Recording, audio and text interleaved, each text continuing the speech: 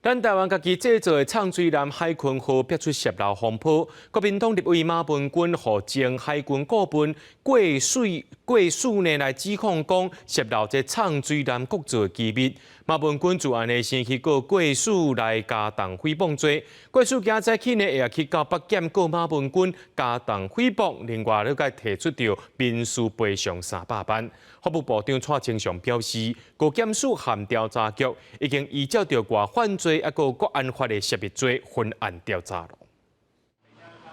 前海军顾问郭树亲身去地检署，因为那样立委马文君点名伊是温清风案涉案人，搁要转行去中国做军火商订人。郭树不愿予人指控，初二提告加重诽谤，嘛提出民事求偿300万。那这些东西其实我都没有做过。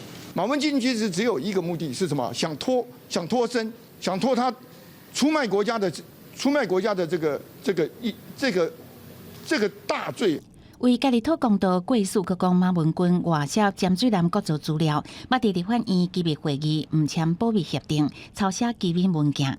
面对这个指控，马文君真侪工前已经提出告诉，证明家己清白，这届嘛大声做回应。你放了一个话，然后全部躲起来。我再次呼吁黄曙光出面面对，我有把情资给中共，我也切腹。波愈来愈大条，为抄写资料外泄，搁插到马文君办公室执行长，互人讲伫院外敲代志。导火线都是因为黄曙光讲有一个立委阻挡江南国造，甚至把资料泄露予中国大使馆，才引起这个论战。点名的立委跟厂商都不知道是谁，你们自己去猜猜吧。